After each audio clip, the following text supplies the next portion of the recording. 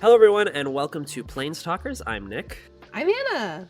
Here we talk about everything in the Commander format of Magic the Gathering. We cover popular cards and archetypes to our own personal experiences playing EDH. This is our first episode, so today the topic we picked, which we felt like was the most fitting, was the first Commanders that we ever built decks with. So I have been playing Commander and only Commander for probably a total of 3 years, and consistently probably 2 years. My first experience was a while ago. I want to say, 6 years ago was my first experience with Commander. Really? Yes, probably 6 years ago. It was the first time I played with my friends. I have a lot of friends from California, and the first time I went out and visited them, they wanted to go buy Magic cards. So we went to this big, it basically was in a warehouse where a bunch of people set up really nerdy stands, and they wanted to go buy Magic cards. They wanted to go buy Magic singles. And I didn't know what was going on. They all went there, and I was just there to hang out. And after they bought all their cards, one of my friends grabbed me, and he dragged me over to a big section where there were a bunch of precons on a wall. And he's like, pick a precon, you're going to learn how to play Magic tonight. So in that night, and I'll talk about what the precon was later, but I played probably 3 games of Commander. I didn't win any of them, but I learned how to play Magic in that one night. And from that point on, I was pretty hooked. I didn't have a ton of people to play with at that time, but as soon as I went home from that trip, I did build my first Commander, which was Teysa Karlov. But if you want to talk about what your first experience with Commander was like. My first experience with Commander, I feel like, I don't know, I've only been playing for probably a year and a half, almost exclusively Commander. We do have some standard decks, they're precons that we play here at home sometimes, but other than that, it's all been Commander. And my experience getting into it was really interesting because I met Nick because we played D&D together. We do actual play together for Minds Never Matter. And, you know, we were just kind of finding excuses to hang out with one another. So he pitched teaching Magic to me and one of my other friends. And, you know, when I was in junior high school, I became a little bit familiar with it. I bought some cards, but I never really learned how to play the game. I never really learned any of the mechanics or formats or anything like that. But I think what initially got me into playing Commander specifically is that you kind of get to pick your guy and you can kind of build around that. And right away, I thought that politicking in the game was really interesting. Me having no idea how the game even works, immediately wanted to jump into gaslighting my friends. So that was my first real deck building experience, was kind of learning mechanics through the lens of trying to politic with my friends at the table, which I think is really funny. We play a lot of other, for me, I didn't have a lot of TCG experience, but in our friend group, we play some other card games like Red Dragon Inn, which is also a very like socially formatted card game. So I think Commander fills a lot of the same niches as that. My first Commander that I ever built was Queen Marchesa, who's a Mardu commander, and I really kind of jumped into playing her because I thought that Monarch was really fun and interesting. You know, you get to have a little crown and be special, and you also get to politic with your friends. So that was really my first experience with Magic, and I fell in love with her. And I unfortunately fell in love with the game itself. Yeah, much to the dismay of everyone's wallets, whoever starts playing this game and actually starts liking it. But yeah, the precon that I got was the Anj Falkenrath precon, the Rakdos precon, and I picked that one. I don't even remember what any of the other ones were on the wall when I went and picked one out. My friend was just like, pick whatever one out you want that looks cool. And I knew that there were 5 colors in Magic, and I just kind of knew that I wanted to play one that had black in it. So I picked the first one that I saw that had black in it, and I went with that one. Didn't know anything that the deck did. Obviously, that deck is very focused on madness. That's what Anj Falkenrath does. She's a madness commander. I had no idea what I was doing. I basically had the person who bought the precon for me sit right next to me the entire time, and I was just like, oh, can I do this? And he's like, yeah, you can do that if you want. I basically just learned how to put cards on the table and what the cards do once they hit the table. Didn't learn any strategy or anything. But I think the thing that did really, really make it fun was you got to sit around a table with a bunch of your friends, and you were able to see what all of them crafted from, like Anna said, like the guy that they wanted to pick, like the little action figure that they got to articulate and put into any pose they wanted. And I will have more stories about that night on when we get to the episode about our favorite commanders. But I played Anj Falkenrath. I didn't know anything that was going on. I basically completely dropped the deck because one of my other friends was like, when you leave here, go on to EDHREC, and he's like, find a commander that you want to play and then build a deck with them. I was like, okay. So I picked Teysa Karlov. Teysa hails from the plane of Ravnica, home of the Guild Pact, an ancient spell that serves as the basis for all Ravnican law. The plane is home to 10 guilds, each represented by a combination of 2 colors of mana. Teysa is the matriarch of the Karlov family and guildmaster of the Orzhov syndicate, represented by black and white mana. Founded on the conviction that wealth serves as power, it stands as the Ravnican Guild of Business, where the dead serve only as capital, and all businesses eventually find their way back into the pockets of those that roam Orzhov's halls. Teysa's adventures have taken her from attempting a coup against the previous living guild pact of the Orzhov Guild due to his corrupt practices, foiling the plans of a demented Izzet mage by controlling a dragon, drafting of a new non-magical guild pact for the peace, order, and good government and relations of Ravnica, and even defending the plane from the invasions of Phyrexia by using her wealth, charm, and connections to gain vital battle knowledge for the other guilds. Now a spirit after her tragic murder, she still leads the guild with an iron fist against the Selesnya, which orchestrated the events of murders at Karlov Manor. And the reason I picked Teysa was, number one, was her color combination. I really liked the idea that, with my very little understanding at Magic at the time, I liked the idea that black was basically the opposite of white in terms of what they did as mana symbols. Like, you know, black works a lot in graveyard recursion and destroying things, and white is a lot of keeping things alive and life gain and things like that. So I thought that dichotomy was something that was really cool. And also, at the time, this was obviously years ago and things have gotten a lot different now, but I was told at that table that black was the best color in Magic and white was the worst color in Magic. So at least in Commander. So I thought it would be really cool to have a deck that had the best color and the worst color, and they even themselves out. And also, it was only 2 colors, and anything beyond 2 colors at that point felt way too overwhelming for me. Funny you say that 2 colors was overwhelming for you, because I immediately jumped into making a 3-color deck. Yeah, I couldn't with, like, I don't know if it was just better. I don't know if it was also just because, like, the first time you played Magic was digitally, and the first time I played Magic was paper Magic. So I didn't get to look at anything. Like, a little anecdote from that, which also really intimidated me by Colors of Mana, is one of my good friends at that table played Progenitus in that first game. And I looked at the Progenitus card and I'm like, how does this thing have 10 mana symbols and all of them are a different color? Like 2 of each color. It blew me away. So I was like, yeah, I'll stick to 2 colors.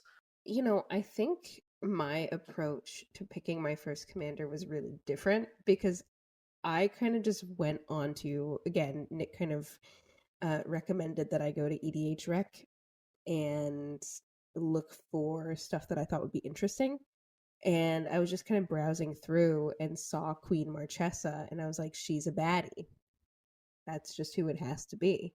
And she kind of played into the themes I really liked. Queen Marchesa's, she was introduced in the Conspiracy set and Conspiracy Take the Crown.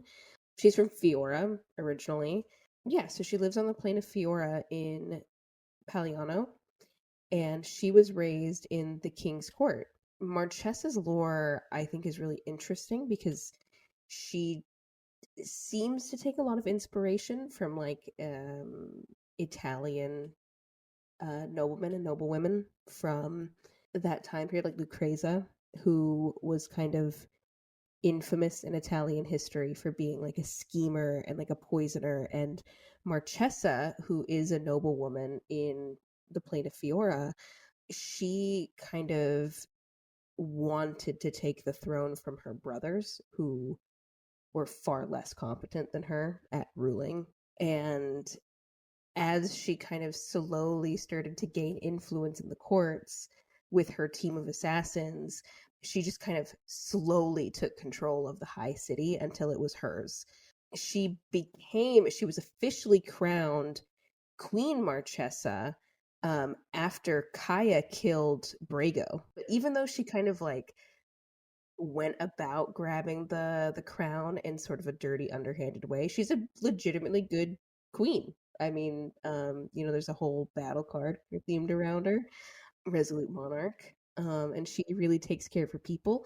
I really jump into the lore side of things and the flavor side of things when it comes to approaching decks. So I have read all of the short stories that feature Marchesa in them, and I think she's just a really interesting character. Like the way that she carries herself in the lore, like she wears old fashions. She dresses herself like an old woman, and in the short story, The Black Rose, they kind of characterize that as her being very swift and capable, dressing herself in the fabrics of those who are feeble and weak. So she's kind of constantly getting an edge on the people who maybe don't want her to be in her position by subverting their expectations of her. Also, every single ring that she wears is loaded with poison, just in case. Her ruby ring is the most potent of them. So she's very capable. And the card itself, the Queen Marchesa card itself, I think is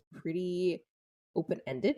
It's very much catered for Monarch. So whenever she ETBs or enters the battlefield, you become the Monarch. And then at the beginning of your upkeep, if an opponent is the Monarch, then you create an assassin creature token with Death Touch and Haste. So the deck itself kind of plays into her lore really well, I think, where you want in a lot of situations you want your opponents to be the Monarch so you can underhandedly take it back from them, which is sort of what the set she's from is all about and kind of her philosophy as a character. So I think that's really cool. She is Mardu, which is 3 colors. It's black, red, and white. And the Mardu color philosophy is sort of conviction and action, which kind of blends all 3 of the different colors. So I just think that the way that Queen Marchesa is characterized, from her lore to her color combination, just the way that she's presented in the game, I think is solid. I think it's really interesting and really fun, especially because whenever you actually go into building a deck with her, so many of the cards from those sets are catered to her specifically. Um, and I just think that that makes her really cool. Mm-hmm. Yeah, I think I really want to give credit to a lot of things, and I think it's a cool thing when we talk about the lore of some of the commanders we talk about, because as Anna just said, you hear about the lore of Marchesa, and then you realize that from top to bottom, how that card is built is based on that character's place in the story. Like, you come in with Monarch, and then somebody else takes that Monarch for you. So you find an assassin and you tell them to go take that Monarch back, which is just basically word for word on that little section in the keywords of the card says Marchesa's whole story. And I think that ties into Teysa as well.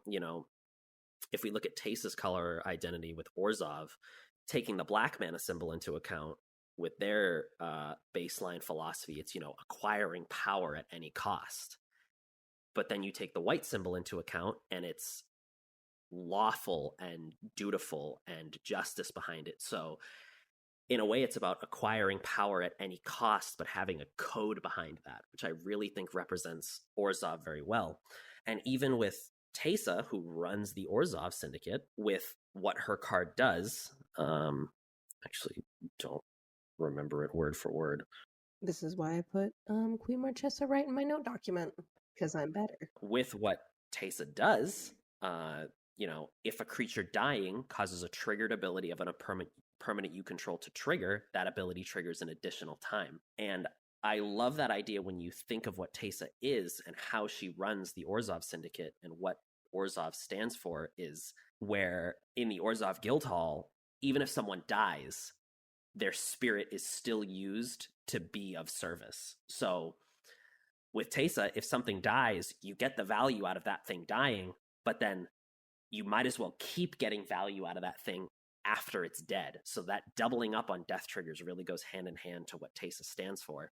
And I also like her creature tokens you control have vigilance and lifelink, because I think that also ties back into it where, you know, the Orzhov guild would obviously keep their people very vigilant, but also any damage that they do, anything that they have to take feeds right back in and gives it back to the guild. So I think, you know, when you take a step back and look at the lore and who those characters are, some cards do a really, really good job at encapsulating the essence of what that character means in the story, just with what they do in the actual game. Yeah, no, I totally agree. I even think, you know, I know that Murders of Karlov Manor wasn't the most popular set in the world, but I think even Teysa Opulent Oligarch, is that the name of that card? Yes? From Yeah. that set also does a really good job of just describing where she is at that point in the story. The only thing I will say about Marchesa's lore is I don't know why she was in Thunder Junction. I don't know why she's the dealer of death. No one knows why anybody who was in Thunder Junction is in Thunder. Like the lore docs can say it as much as they want. No one knows why anyone was there. I think literally the only explanation for Marchesa being there is just that she is there. I don't know why, but she has a card in Thunder Junction. It's pretty cool, but it's not as cool as Queen Marchesa. I don't think so either. The other Queen Marchesa card, though, is very popular. The Grixis Black Rose. The Grixis Queen Marchesa is very popular, very good card. The Dethrone card, which yes, it just plays right into her lore of getting rid of Brago and her incompetent brothers. So I think we want to get into a few reasons on why we wanted to make the decks with these commanders. And we mentioned it a little bit, but we might as well get a little more in depth into it. For me, Teysa hit the cool thematic color idea that I wanted to go with the black and the white. And to be honest with you, this was a while ago for EDH Rec. I didn't really know how to navigate EDH Rec. I clicked on commanders. I didn't understand what the words meant with color, like what the color combos are. Like, you know, Orzhov is black and white and Golgari is green and black and things like that. So I just clicked on it. I'm pretty sure Teysa was the first thing right in front of my face when I clicked on it, and I understood what she said. I understood what the card did and what it said, and I could look at the other cards that were associated with her, and I could piece together that those would be good. Keep in mind, I did have somebody sitting right next to me when I was making that deck. They helped me, you know, understand like how many creatures I should probably have and how many lands I should probably have. So I was very, very hands-on. I was not going into this deck building process blind. But I think just a pure understanding of it, you know, the word aristocrats was completely foreign to me then on what that means as a deck archetype. Now, obviously, I understand it completely.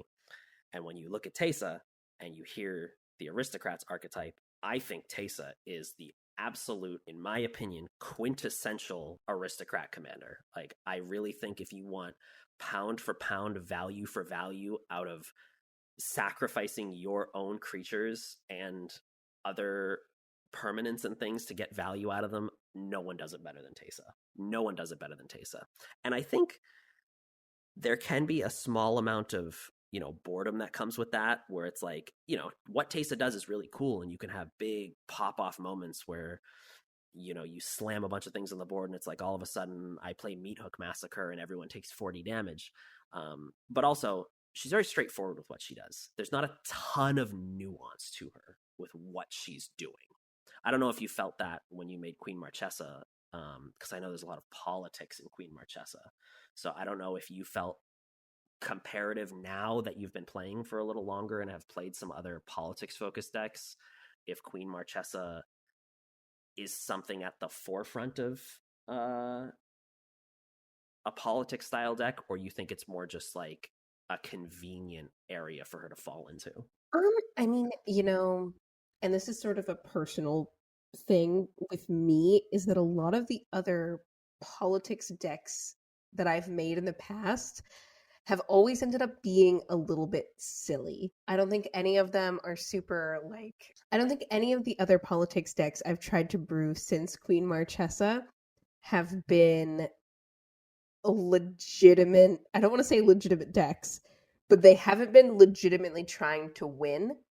Whereas I feel like with the nature of what Queen Marchesa does, it feels a lot better and a lot more right to try to win with her, right? Because you build another politic deck, for example, and again, this could be a me problem.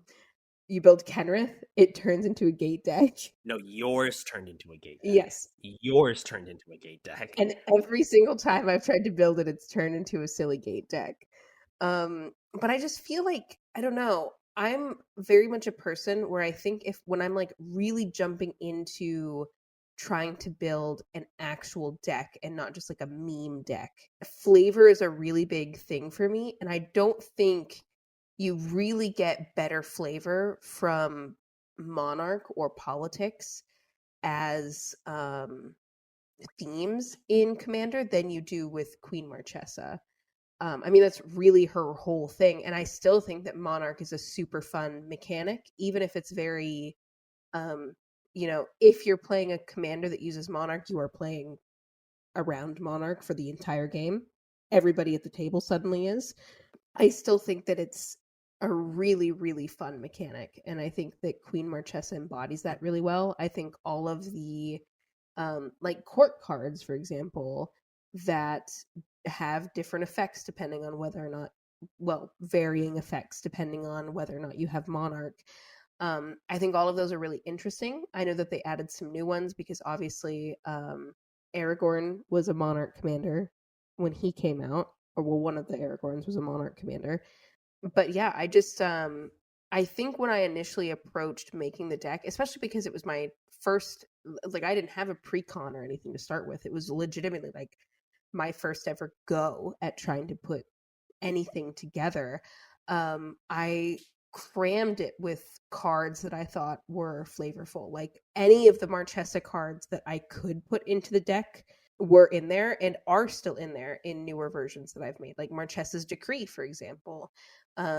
That card is in there. It's a card that whenever it enters, you become the monarch. And then it's very politicky because it forces whenever a creature attacks you or a planeswalker that you control, then that person's controller obviously loses life. It's the same thing with like some of the Black Rose cards that are in the game, or some of the assassins that are obviously catered towards Marchesa's lore. I think that there's just a lot of flavor in that deck that you can play around with. And I think that makes it a lot of fun. And I think it makes it really unique. You know, I think now that I have been building more decks and playing around with different deck concepts, sometimes you run into walls where some of the stuff you end up making feels really samey, or it feels like you're just putting the same cards in. But I feel like a commander like Queen Marchesa, you never really run into that problem. Even though Monarch is such a specific niche or deck type, I feel like it is always very flavorful, and it always will be. She always will be the queen. Yeah, I think we could do a whole episode on just the Monarch mechanic in general. But I do think Marchesa does do a very good job on really giving you that feeling that Monarch is bouncing around a lot, but also you have some of the best advantages because you generate the resource to get it back the quickest. And I think in terms of like actually trying to make Monarch a win condition of the deck, she's very good at making decks where you actually like really, really want to focus on Monarch as being part of your win con, not just a thing that's bouncing around the table, like you said with the court cards and things like that. I think Teysa is obviously very simplistic in her game plan. You know, the staple cards are very stapled in the deck for a reason. Zulaport Cutthroat. Zulaport, you've got blood on Yeah, it. Zulaport You've Cutthroat. got reanimating skeleton. Hideous Plunderer, Bastion of Remembrance, all the sacrifice outlets like Ashnod's Altar, like Viscera Seer, and things like that. There isn't a lot of gray area in this black-white deck. This black-white deck does not mix into gray very often, where it finds ways to generate things that can die, to find ways to make those things die when you want them to die, and to get payoffs for those things dying. And that's how the deck is. And because of that, I think I actually am really happy that Teysa ended up being my first commander that I tried to build, because I learned a lot about deck building from that there's beauty for certain commanders with the amount of nuance you can put in them, and then sometimes you don't want nuance with your commander. You want a very straightforward commander like Teysa Karlov, where the cards you should put in that deck are right there. The win cons are right in front of you. Like, you want to generate a bunch of tokens and play a bunch of creatures and then kill them all, and then everyone all of a sudden takes 40 damage in one turn, which actually happened to me, I think, the first time I ever played the deck with the first iteration of the deck I ever had. That iteration of the deck is completely lost to time. It wasn't like down to the nail bed optimized, but I basically put together, I think maybe I spent $100 on the deck at the time. Like, I had $100 Teysa deck that could compete at a table with people who have been playing Commander for years. And I think that speaks a lot to the perception of Teysa and how good she is at doing what she does. And it brings it back to why I think she's the most quintessential aristocrat commander. I think she's like, the way that I feel about Teysa, because I've also played around with putting a deck together with her, is that she has a very low skill level but a very high skill ceiling. Like, I think whenever I played around with my Teysa deck, it really helped me memorize things like triggers, because you have 10,000 death triggers happening at one time, and just other stuff that you have to keep up with at the table, which whenever you tackle making similar decks in the future, it helps a lot with. Like, she's I honestly think that she's very beginner friendly, especially with aristocrats, just in terms of keeping up with what you're supposed to do, because she is so straightforward. And I also think, because she's so open-ended with the cards that you can put in the deck, damn near every set that comes out gives her some new tool that was a little bit better than the last one she had.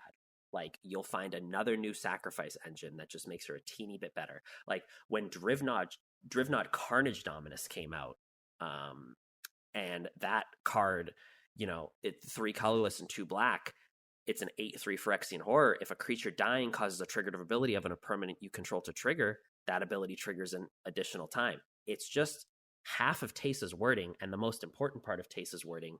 Again, you can just have quadruple death triggers going off on your turn. Like, anybody who saw that and didn't immediately slot it in, like, why? And I think that's why, like, my Teysa deck has gone through so many iterations and constantly evolved, because I do still actively play this deck. A lot of where we play Magic is online, because we play with a lot of people all over the country. Teysa is one of the decks that I have consistently modified for paper Magic, and I still play it at tables, and it's still something I really enjoy about the aristocrat style deck. Is, for me, it's almost like putting a puzzle together. You need those 4 or 5 pieces all together at one time. And, if you can generate a bunch of creatures and you have a lot of death triggers, that's great. But can you find the sacrifice outlet to make use of all those? Like, do you have the sacrifice outlet, and do you have the creatures, but you don't have the death triggers to find that? And piecing together decks in a way where you want to be able to consistently find all those things, I think is really fun about the aristocrat format. Or the aristocrat archetype, excuse me. A whole format based around aristocrats would be terrifying. I'd play it. Yeah. I'd play it, yeah. Yeah. Mm-hmm. I actually found my first ever Marchesa deck list. I just pulled it up. Do you want to know how many lands were in it? I don't think you do. I'll probably puke, but go ahead. 33. That is another thing I think people do, when they first make decks is they just see all the really, really cool things that they can put in the deck, and they're like, who needs lands? Like 33 lands, that's like more than a 1 in 3 chance to draw a land. You know, if I have 3 in my starting hand, I'll probably keep getting one on curve. But, you know, that's something I've worked on over the years. I won't name names out of the other 50% of this podcast who might have to work on that too. But What? Who? Not me. Yeah. Oh, wow. Yeah. Okay. So I have been playing Magic for right around like a year and a half because this deck was uploaded 1 year ago. And yeah, it is. It's even for like my first Magic deck, it is filled with every single flavor card imaginable. It's got Bite of the Black Rose in it, which is just like it's a Will of the Council card, so it's a politics card. And you have each other you have each player at the table vote for sickness or madness. And it either sickness gives -2/-2 to creatures that opponents control, and psychosis causes each opponent to discard 2 cards. So it's just kind of like you force people to vote for their own demise. I also have one of my favorite cards, I think, and I just love putting it into decks. And I love it in Marchesa, and I think no matter how many iterations I make of Marchesa, I will never take it out, is Wedding Ring. Mm-hmm. Wedding Ring is a ridiculously silly card. It is very, don't get me wrong. Wedding Ring is a very useful card, and you can get a lot of bonus out of it. But whenever you're playing it at a table where another table or another player that you end up marrying is drawing a lot of cards, it is just so funny to me. Or if you're playing into somebody who has like a group hug deck that also forces you to draw a lot of cards, and then both of you are just drawing a ridiculous amount of cards. It's so fun, and it's so silly, and I love it. And it does nothing for me to help me win other than draw cards, but it's great. But also, knowing you as a player, I think you also just really like running that card is because you love playing it and watching people fight over it. Yeah. Like you could have been beating people into the ground the entire game, and then the second you play Wedding Ring, everyone's your best friend. Yeah, everybody's my best friend, and they're like, I'd love to get married to you, Anna. That would be awesome, actually. So it's fun because then like if you're in that situation where somebody is maybe really ahead in the game, but they're starting to with Wedding Ring specifically, if somebody's really ahead of you, but they're starting to maybe lose steam or draw dead, they're going to want that copy of Wedding Ring so that they can kind of get an edge, and they'll kind of leave you alone for a little bit because you're helping them draw cards. You know, that ties right back into the whole Monarch thing where, you know, if they're leaving you alone, you're staying Monarch longer. I'm staying Monarch longer, yeah. And I'm staying Monarch longer, and my Court of Ambition is doing more damage each turn, or people are forced to discard their cards, or, you know. And I mean, another thing, like, even in a case where if the person who has the Wedding Ring takes the Monarch from you, you're still drawing a card. You don't even have to take it back. I'm still getting that Monarch draw trigger on their turn. So I don't know. It's just a lot of fun. My original, you know, I'm looking at it right now. My original Queen Marchesa deck did have a lot of politics stuff. Also had a lot of goad stuff in it, and a lot of goad cards because it's Mardu, so there's access to red, which has a lot of goading. You know, I have stuff like Disrupt Decorum. I've got Carter, which is also goad. I just have a lot of stuff in there that forces other people to fight each other. But that's also kind of what's difficult about the Monarch's game plan and Queen Marchesa is that it can, once you get down to 1v1ing another person, it can be difficult to seal the deal. I remember one of the games, it was one of the first games we played. It might have been our second or third game we ever played. It was down to a 1v1 between you and me with that deck. And it lasted a while because there is like, if you are ignored for a long enough amount of time with that deck, you do start to build quite a bit of a wall that's hard to hop over. It's a giant pillow fort. Yeah, and if you can't hop over that wall, you can't take the Monarch back, and you still gain every advantage that Monarch gives. With the Goad, though, I think the Goad is cool in that deck because, you know, people can't take Monarch from you if they can't hit you. This is true. And I think what is tricky about the go to game plan though is because then people immediately know that you're the enemy because you're forcing them to swing at each other. So I think that does automatically kind of put a target on your back. But again, that's why you put some of the pillow 40 stuff in there because then um, if you have something in the deck, for example, an enchantment like Ghostly Prison, which forces if an opponent is going to attack you to pay 2 mana for each creature they control, that's pretty impenetrable, especially early on, because people, I feel like a lot of times, especially because I was so new in learning the game, people don't want to spend their mana just to hit you, because you're goading their stuff or what have you. And I think we can tie that into just the strengths and weaknesses of those commanders. Like, for Teysa, I think a very, at least, forefront general, her strengths are leaps and bounds. She does have some pretty glaring weaknesses. She does have a high mana cost. 2 colorless, 2 Orzhov. That is in a color identity that doesn't have a lot of ramp in it, or a lot of ways to generate extra mana besides Smothering Tithe and things like that. Smothering Tithe, land tax, or Dark Ritual and things like that. I love land tax. If you're playing if you're playing a budget deck, where you don't have a lot of those cards in Teysa Karlov, it can be hard to get her out. You want to get her out on curve, but also with, like I kind of said before, when you need to assemble all those puzzle pieces for aristocrats, investing that 4 mana can be tough. Like, it's honestly a case where, I think there's a huge line for certain commanders where, is your commander the engine or is your commander the win con?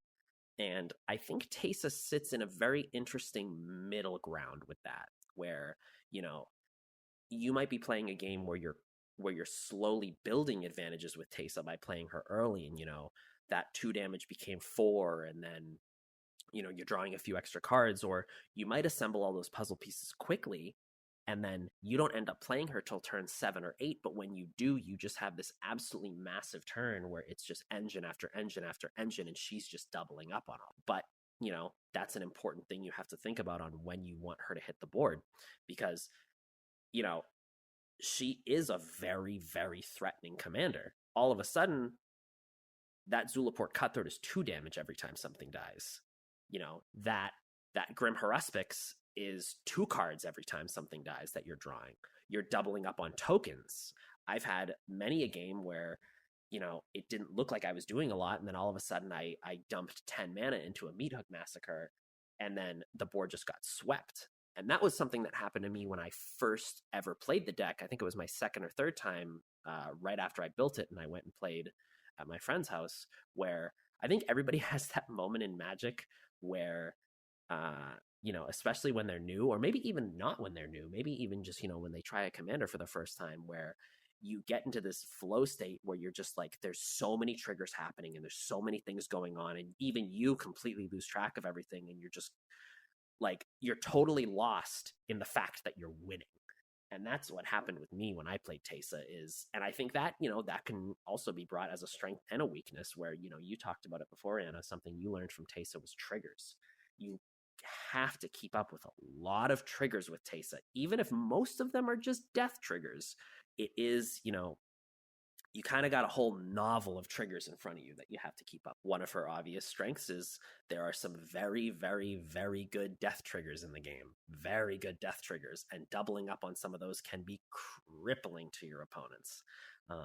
One of my favorite cards in the deck that I have not taken out of the deck since the first iteration is Junji the Midnight Sky, the 5/5 Dragon Spirit for 5 mana, mono black. When Junji the Midnight Sky dies, choose 1. Each opponent discards 2 cards and loses 2 life, or put target non-dragon creature card from a graveyard onto the battlefield under your control, and you lose 2 life. Doubling up on both of those is insane. Like, just Junji dying when Teysa's on the board, that's each opponent loses 4 life and discards 4 cards if that's the route you want to take. Putting any non-dragon creature from any graveyard onto the battlefield under your control twice is unbelievable for that amount of reanimation, with the only drawback being you lose 4 life. So, her game plan is straightforward, but you really just have this magnum that you can just shoot off as many times as you want. My list for Teysa has become very tight. I have tuned it not with a fine-tooth comb, but I have found a lot of cards that just absolutely maximize the amount of value you're getting out of it. And a lot of those cards aren't super offensive. It really is. It's just how strong she is with, sometimes 5 to 14 cent cards or whatever. But I do think, the color identity and the archetype that she goes for, it can be a bit slow and it can be hard to find everything you need without some help. I do think that's part of Orzhov, though, in general, is that I think Orzhov as a color combination is very strong, but it can feel very slow. But I do think that a lot of Teysa's support is pretty low CMC for the most part. So you get really good value, even if you're maybe missing land drops or even drawing not super great. You can still do a lot with her if you even just have one sack outlet on the board. Yeah.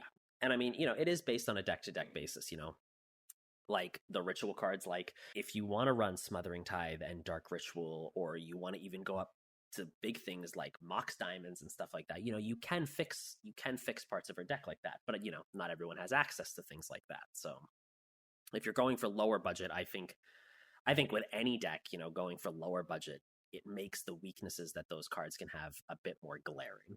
Oh, for sure. I mean, like, my sort of philosophy to brewing decks that I would want to feasibly build for playing paper Magic is always just building it within what I feel like I can comfortably afford. Like, I think my first ever iteration of Marchesa on the high end sits at around $400. And that's only because there's certain lands in there that are expensive or certain enchantments that are a little bit expensive, but not because of anything the commander itself actually does. I would definitely say, in terms of Marchesa's strengths, is that I think she's very versatile, and I think Monarch can be very versatile, which is something I was talking about before. I think that even though it's a very niche thing and there's sort of one direction you take the deck, that there's a lot of different ways that you can go about that. I also, of course, I think that if you're just getting into the game and you truly want to get that feeling, if you're getting into Commander for the first time and you're truly wanting to get that feeling of, I picked a guy and I want to make a deck around exactly what this guy does, you really can't do any better than picking Marchesa, because everything about her as a character is tied into that Queen Marchesa card. In terms of her weaknesses, I think that if you don't get if you're not going for a super aggressive pill of 40 kind of control situation, it's pretty easy to beat you down. I mean, like, she does have Death Touch and Haste, but she's a 3/3. Other than making you tokens if somebody else is the Monarch, she really doesn't do a whole lot else for you, other than getting you Monarch whenever she ETBs. I definitely think maybe that it's harder to make an efficient, really high power level deck with her. I would maybe say that she sits around, and of course, part of this is also how I build decks as well, which is pretty casually. I would definitely say that she sits pretty comfortably at around like a 6 to a 7, in terms of just general power level. With the current power level system that we're working with right now. And a 6 and a 7 is pretty middle in the road, but also, the famous, everyone says they have a 7. And so when you say something like you have a 6 to a 7, it's like, or a certain commander, could be maybe confined to that kind of area. It's like, you're not going to be pushing CEDH with this thing. No, not at all. But I do think that even at tables that are maybe playing stuff that's a little bit stronger, it can still be fun to bring out Queen Marchesa, because she kind of shakes things up a little bit. You know what I mean? She kind of adds like an extra element to the game that maybe you'd be missing if everybody was just playing really aggressive punch each other decks. It changes how people play. at the table. It absolutely, I think that's something that's very interesting about Queen Marchesa, and how and why she's basically like, another topic we wanted to cover is like, how threatening is that commander when it hits the table? Like, how basically shoot on sight is that commander? Like, is it something that's very low to the ground, like, in my opinion, Queen Marchesa, or is it something like a Kalia, where, a Kalia the Vast, where the second like, if it gets to untap, the game might be over. But I think, something really cool about Queen Marchesa is how much she changes how people would typically play their decks. Like, they might have a commander that, it might be a huge risk to swing it, but all of a sudden they start swinging it because they just want Monarch. Because maybe not even that they want the cards, maybe they're just trying to take it away from the Kalia player who might be getting more cards. Yeah. Like, people take more risks. Like, all of a sudden you're kind of just like, you're being a queen and you're watching over your court. Like, It forces you, it truly, she forces the other players at the table to really evaluate what every single other person at the table is doing, which I think is healthy for the game because threat assessment. I'm just going to say that and leave that there as it is, out in the open. But also, I think that it almost adds like a mini game to whatever match you're playing, right? yeah, I mean, like, Everybody wants that extra card. yeah, I mean, compare it to Teysa, like, where, when Teysa is at a table, there's not much nuance added to the game. It's kind of just, as the Teysa player, I just sit there and bide my time until I can do a lot. Like, Oh yeah, I mean, I remember the first time that I tried the Teysa deck that I put together, and I felt like I was doing nothing until suddenly I was winning the game. Like, and yeah, I won. yeah, that's kind of how it is. It's 9 out of 10 games, you're the one being you get absolutely everything you need, like in your opening hand, and then you win on turn 4 or 5. The other 9 games is just playing card after card after card and just begging for that one piece that you Yeah. need. Just begging for that Ashnod's Altar Please. Tabletop or something like that. Like, it's like, oh my god, I could generate 20 tokens this turn if I could just sacrifice this one thing. And that goes back to strengths and weaknesses. That goes back to the deck archetypes in general. But with my experience playing Teysa at a few tables now, with friends and with strangers and things like that, I think everyone's always wary about Teysa at the table, because it's like, if they see a Teysa go down on turn 4 and there aren't many resources around it, it's like, okay, they have Teysa, but it doesn't really do anything. And it also kind of brings a thing where it's like, do we shoot Teysa because it's doubling up on the triggers, or do we remove the thing that's causing us to take a ton of damage? Like, do we remove Teysa, or do we remove the Zulaport? Like, the Zulaport's like, Teysa can't do anything if she's just by herself and doesn't have the Zulaport. But so threat assessment can be interesting with a Teysa deck. I'd say most of the time it's better to just get rid of the Teysa, because taking 1 damage every creature is better than taking 2. And I think I find it funny because a lot of the cards like Blood Artist and Zulaport and Cruel Celebrant and things like that, because you're doubling up on not only the damage, the life gain. I remember my original drafting of this deck, because my friend convinced me that there was going to be so much life gain in it. There was an Aetherflux Reservoir in my first instance of my Teysa deck. Like, and that was something that, looking back, I'm You like, just had a loaded shotgun? You had Teysa holding a loaded shotgun? no, I didn't, because it never happened. It never happened. It's one of those things, like, on paper, which sounds really, really cool. It's like, oh my god, I'm gonna generate so much health, and then have 200 health that I've generated from all my double up on death triggers, and then I'm gonna kill everyone with Aetherflux Reservoir. And it's like, yeah, by the time you would have 200 health from all that generation, everyone's already dead. Like, it's kind of a pipe dream, but it's a fun pipe dream. Like, if you wanted to go for a deck with Teysa that was just doubling up on every life gain trigger from dying that you could, yeah, you could do that, and you could put an Aetherflux Reservoir in it. But again, the nuance is is just a small cone in the pie chart.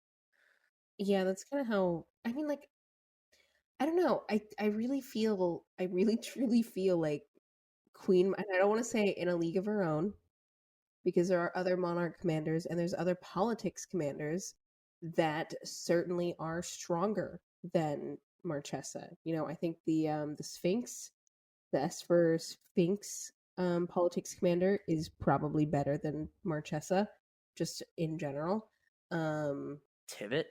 I definitely think that Tivit, Seller of Secrets, is stronger than Queen Marchesa, which is sad because again, I think that if you're going into building a deck for the flavor for the character of it and you want to go in the direction of monarch and politics, you seriously can't do better than Queen Marchesa. You know, every single time I remember playing my first couple of Magic games and feeling excited because I was, even though I had no idea what I was doing, and the deck is a disaster, it's an absolute mess. But playing it felt so good just because there was so much cool flavor stuff thrown in. And if I were to play like a Black Rose card or like a Marchesa's Decree, there was almost like a layer of role play to that of like, ooh, look at me. I'm doing the thing that's in the lore. I think also, the comparison to Tivit is Tivit doesn't have Monarch. That's a whole nother dimension that gets added with Marchesa. I think for anybody who wants to go into, because I've made a few different Queen Marchesa decks now, just kind of playing around with her and seeing what feels good with Monarch, seeing what feels winnable with her, because I haven't won a lot of games with Queen Marchesa, but I've won at least two, and that's good enough for me. I think if you're going into building a deck with her, in terms of like just what somebody would expect when putting together a deck with her, is to just like have fun with it. You know, I think there's almost a layer, like she does have this almost mini game aspect to her with Monarch, and yes, she's this like very cool, mysterious, like assassin type who wants to take the throne or take the crown. But I think everything that she does is perfectly suited to Commander because it really plays into the social aspect of the game. Because you're constantly having to debate with the other players at the table why you're not the problem and why that guy who just took Monarch from you is the problem. And so I think it really helps with the social aspect of the game. And it also, in a lot of ways, playing Queen Marchesa helps you learn how to evaluate what the other people at the table are actually doing, because you kind of want to look like you're at a disadvantage for a long time. So you have to know what the other people at the table are doing so that way you can point fingers at them and you can convince your friends that they're the issue instead. And I think that makes her a lot of fun because it adds a lot of dynamic to the social aspect part of the game that you might miss out on if you play someone that's maybe a little bit more straightforward. Just because if I'm playing like a Gruul Punch Someone deck, it's a lot harder for me to convince them that I'm not the issue, as opposed to if I'm slowly building up a bunch of Pillar 40 stuff with a bunch of rogue tokens that have Death Touch and Haste. Yeah, and I I remember too, um, when you actually came to me and you were like, "This is the commander I want to build."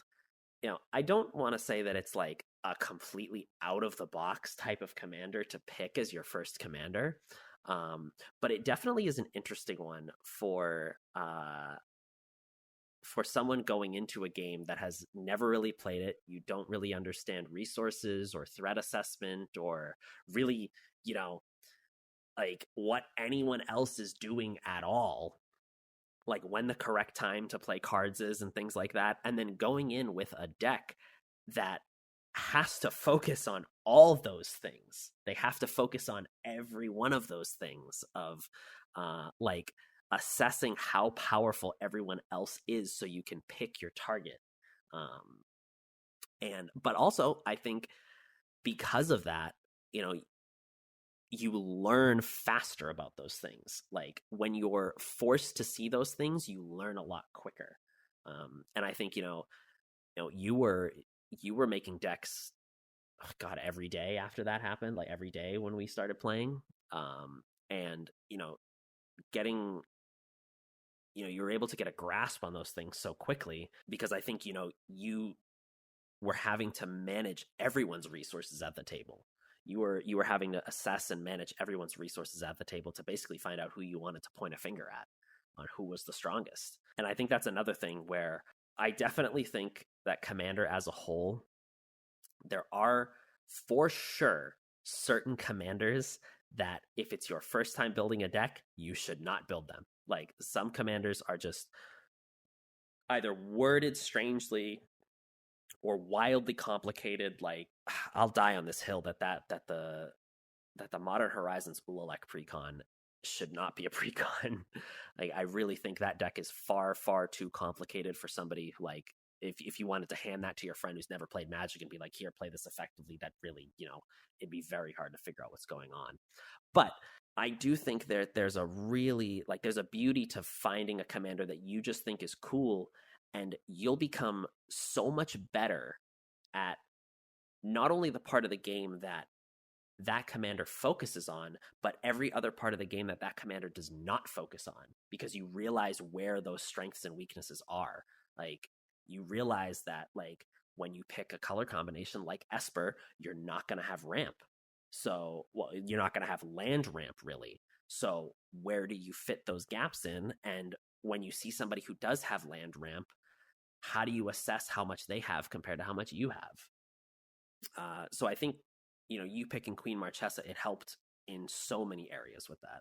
Yeah, I think the only thing that being so devoted to Queen Marchesa for so long as a beginner hurt me was then trying to learn how to make decks later that were more aggressive and acting on being effectively aggressive, because Queen Marchesa is so passive in her game plan. Yeah, you had to be the threat.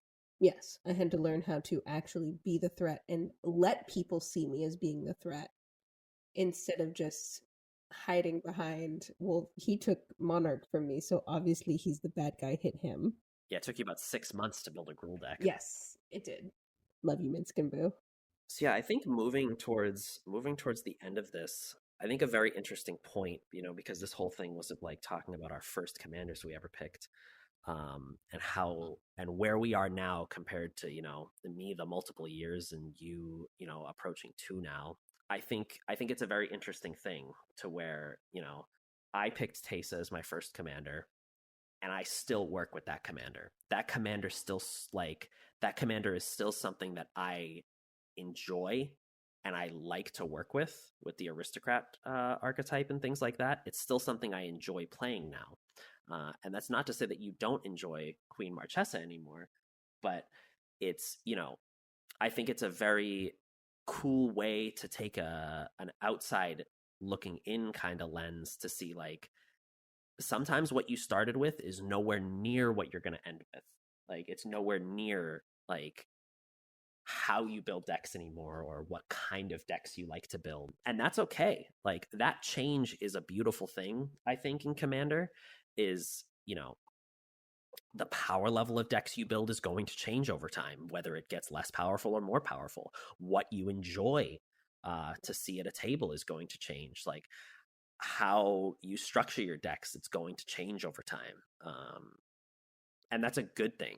That's an amazing thing. Is Commander, it's not only the social format, it's also the format that gives you the most blank canvas for you to build anything how you want, and it's a singleton format. It's and I really like the way Anna put it. You pick one thing, and you can absolutely, no matter what, make that one thing your own. And you can make it as much as your own, or you can take as much inspiration from other people as you want. And that's, something I always move forward with decks, is just because, you want to build a deck and you see, like, the average cards that everyone puts in that deck, just because your deck doesn't have those cards, it doesn't mean it's a bad deck. And just because your deck does have those cards, it doesn't mean it's the same deck as everyone else's. And I think it's just a beautiful thing to look back on the first commander you ever had to where you are now, and see how much you've evolved as a player. I think too, now that I've been playing the game for well over a year, going closer to 2 years. I think it's really important that people, because I'm the type of person where I love playing games, I love tabletop games, but I also have a hard time sticking with stuff if I don't immediately get it. And I think something that ended up really helping Magic stick with me and helping Commander stick with me is that I picked something that, of course, now that I've played more, doesn't feel weird. But when I first read the card, I was like, that's weird, and I like that. And that's kind of a philosophy that I've taken to approach almost every single one of my favorite decks since then. Is just, I want to do something really specific and filled with flavor, and that might be weird. Of course, next time we're going to be talking about our favorite decks, and my favorite deck is a life gain, life loss deck. But I think that maybe it's not the typical life gain, life loss deck because it's kind of a one-trick pony. But regardless, I think that people, when they approach making decks, shouldn't be afraid to do something that their friends might tell them isn't optimal or isn't the strongest way that they can do it. Because at the end of the day, you're picking your guy and you're doing something fun with your guy. And that's like the most important and one of the coolest things about the format to me. Yeah. And I think you put it great how, sticking with it is also an important thing. Sticking with it because, your first commander might be something like mine where you still have it years later, or it might be something like Anna where you haven't touched it in that year and a half that you've been playing. And that's okay. And that's okay. And that's the great thing about Commander. And again, like Anna said, it's absolutely about having fun. So put whatever the hell you want in your decks. Even if somebody tells you it's bad, even if somebody tells you it's not optimal, if you think it's cool, put it in the deck. And that's about anything. If you think, putting the most unoptimized card all the way back from Alpha is really cool, then do it. If you think playing a Teferi's Protection is cool, put Teferi's Protection in your deck. Do whatever you want. But as Anna said, for our next episode, we are going to be talking about our favorite commanders and the pet decks that go with them. And I think that's a great transition from this to where we started to where we are now. I'm just excited to talk about Astarion the Decadent. You spoiled it. It's a teaser. Oh, that's on the... Well, I'm not saying what mine is.